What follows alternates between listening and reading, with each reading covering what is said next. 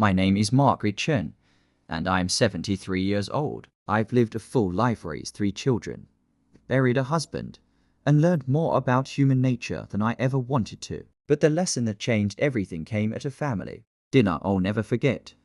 Let me take you back 6 months to a Sunday evening in April. I was sitting at my son David's dinner table, surrounded by people I thought I knew. David, my youngest at 45, sat at the head. His wife Nicole was serving pot roast. My daughter-in-law had always been particular, blonde, polished, the kind of woman who color coordinates her kitchen towels. Then there were my other 2 children, Patricia, my eldest, and James, the middle child. Both successful, both married, both living their own lives across town. The conversation started pleasantly enough. We talked about David's accounting firm, about Patricia's upcoming vacation, about James's daughter's college acceptance. Normal family things. Then Nicole turned to me. "Margaret," she said, setting down her wine glass with a delicate clink. "David and I have been talking. We think it's time we discussed your situation." My situation. I felt my spine straighten slightly. What situation would that be, dear? I kept my voice gentle, curious.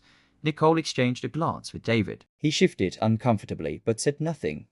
"Well," Nicole continued, "you've been living in that little apartment for 3 years now, since Harold passed, and we know David helps you with the rent sometimes." The table went quiet. Patricia and James stopped eating. "Sometimes," I agreed, "when my social security runs a bit short." "Your father's pension wasn't as much as we'd hoped," Nicole smiled then. It wasn't a kind smile. "The thing is, Margaret, you're not even half the woman David's mother-in-law is. My mother Diane owns her own home. She has investments. She's independent. She doesn't need handouts from her children." The words hung in the air like smoke. I felt my son freeze beside me. "Nicole," he started, but I held up my hand. Slowly, carefully, I pushed my chair back from the table. I looked at my son, really looked at him. His eyes were wide, pleading, but his mouth stayed closed. "Then," I said quietly, "she can start paying your rent." David's face went pale. "M.O.M. What? What rent?" I stood up, smoothing my dress. "Nicole,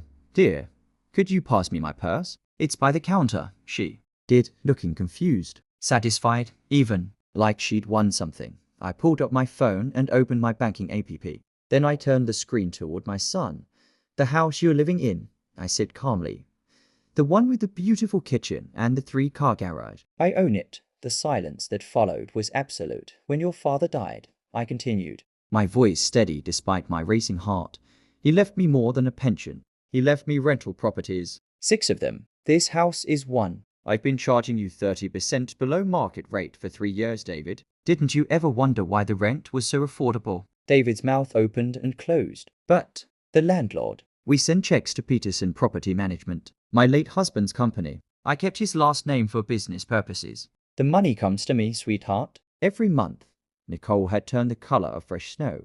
I looked at her directly now. "You want to talk about what kind of woman I am? Let's talk. I'm the kind of woman who raised 3 children while working 2 jobs. I'm the kind of woman who buried a husband and didn't crumble. I'm the kind of woman who owns property and chooses to help her son discreetly, so he never feels small or dependent." I picked up my coat from the back of the chair. "I'm also the kind of woman who doesn't accept disrespect at the dinner table. So here's what's going to happen. You have 60 days to find a new place. I'll be raising the rent to market rate for whoever moves in next. That will be $4,500 a month. You've been paying $2,800. M.O.M. please." David stood up, his voice cracking. She didn't mean it. "Nicole, apologize right now."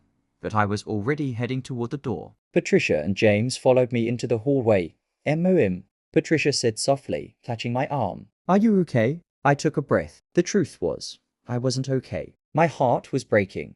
But I was also something else, something I hadn't felt in years. I was done being invisible. "I'm fine, honey. I just need some air." 3 weeks passed. David called every day. I didn't answer. He left voicemails, each one more desperate than the last. Nicole left one message, stilted and formal, something that barely qualified as an apology. Then I got an unexpected visitor. It was a Tuesday morning when my doorbell rang. I opened it to find a woman about my age, stylishly dressed, with honey blonde hair and nervous eyes. "Margaret?" she asked. "I'm Diane, Nicole's mother." I invited her in because, despite everything, I was raised to be hospitable. We sat in my small living room, the apartment David helped pay for. The one Nicole had mocked, and Diane twisted her hands in her lap. I heard what happened, she said finally. Nicole told me her version. Then David told me the truth. I waited. I need you to know something, Diane continued. Nicole has been lying to me too. She told me she owns that house. She's been telling everyone at the country club that she and David are real estate investors. I had no idea you owned the property. I poured us both tea, letting her words settle. She's always been like this, Diane said quietly. Concerned with appearances, with status. I tried to teach her better, but somewhere along the way, I failed. You didn't fail, I said. We raise our children the best we can. What they do with it is up to them. Diane looked at me with tears in her eyes. I'm sorry. I'm so deeply sorry for what she said to you.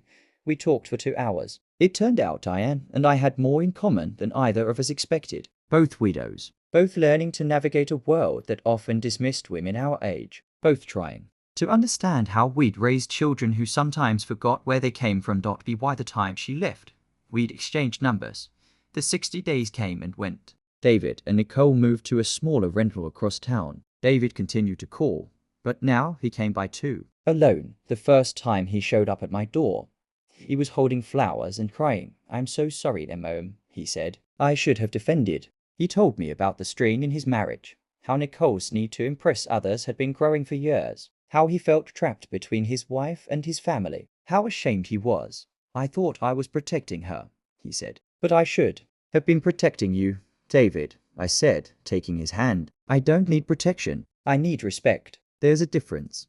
He nodded, wiping his eyes. I'm learning that. Over the next few months, something shifted. David started coming to visit me regularly, really visit, not just obligation visits. We'd have coffee and talk about his work, his struggles, his hopes. He started therapy. He and Nicole started marriage counseling. Patricia and James watched from the sidelines with approval. You did the right thing, Patricia told me. You taught him that love doesn't mean accepting disrespect.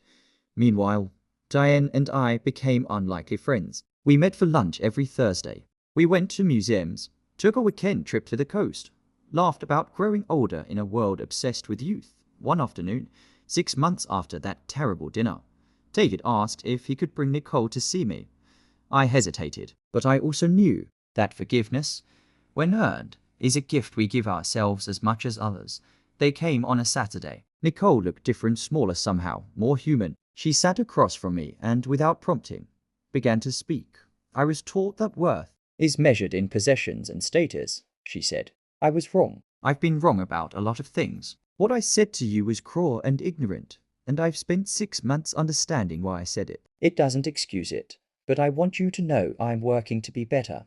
I listened. I didn't absolve her immediately. That would have been dishonest. Apologies are a start, I said. But change behavior is what matters. She nodded. I understand. David looked at me with hope in his eyes. Not demanding, not expecting, just hoping. I'm willing to start over. I told them both, slowly, with honesty. It's been a year now since that dinner. David and Nicole are still married, still working on things. They moved into a place they can truly afford. Nicole volunteers at a women's shelter, which Diane suggested. She's learning about real hardship, real resilience. My relationship with my son is stronger than it's ever been. Not because he needs me, but because we choose each other. And me, I'm still in my little apartment, still collecting rent from my properties, still having Thursday lunches with Diane. But more than that, I'm still learning that sometimes the greatest act of love is setting a boundary. That kindness doesn't mean accepting cruelty. That at 73, I'm still becoming the woman I was always meant to be. A woman who knows her worth. A woman who demands respect. A woman who loves deeply, but won't be diminished. Half the woman my son's mother-in-law is. No, dear. I'm exactly the woman I need to be, and that, I've learned, is more than enough.